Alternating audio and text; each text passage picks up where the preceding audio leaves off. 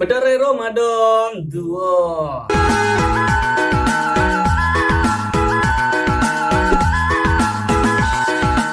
Assalamualaikum warahmatullahi wabarakatuh. Sanak saudaranya, mudah-mudahan sehat walafiat. Jangan lupa di subscribe channel ke sana, like, comment, and share. Jangan lupa. Kini lah masuk bulan puasa sanak saudaranya. Kambo meminta maaf kepada sanak-sanak kalau ada salah nan disengaja. Dan di Bedara episode kali kau dia membahas tentang puasa. Dan di bulan puasa yang paling tak lama menunggu tu adalah babuko. Apa le ditunggu bana? Ditunggu bana tu lama bana ya. Dia marah lagi ni kau. Lama lah buka. Jam marah gini kau. Tarik seorang deh. Anjay lama. Jam 1 mesti.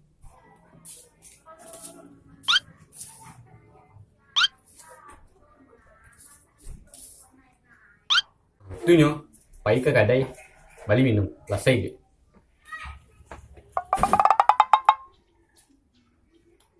Astagfirullah. Nak puasa dah. Puasa. Nak boleh model tu.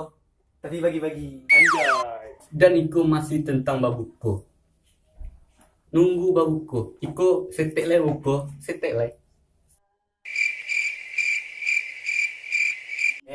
Lama mana buka puasa kau?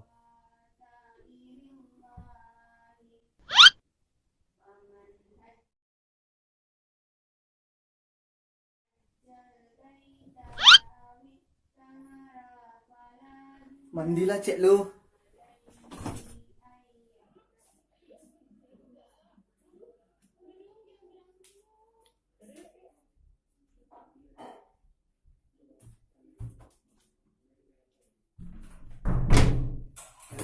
A few moments later.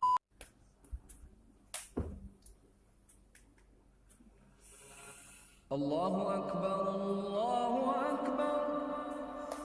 Alhamdulillah. Ada maghrib orang. Buka puasa leh.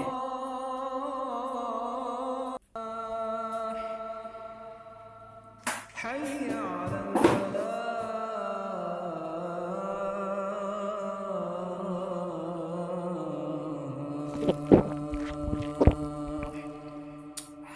As-salatu khairun minan. Yo tu. Mantap tu orang tu. Tunggu lo buku sampai azan subuh. Yo tu. Iko adalah tipe-tipe orang ketika nampak air. Mendek kau ya.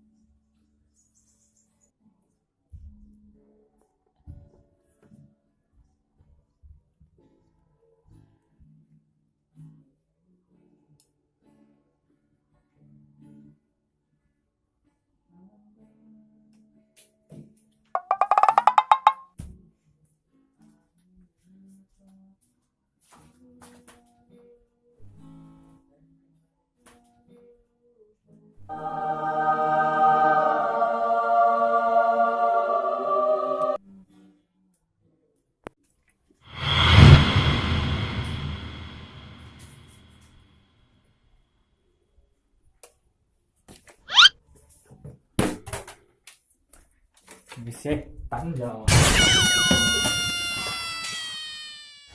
Terima kasih kawan-kawan yang telah nonton Bedara Ramadan 2. Jangan lupa di subscribe, like, comment, and share. Dan bantu channel kami supaya lah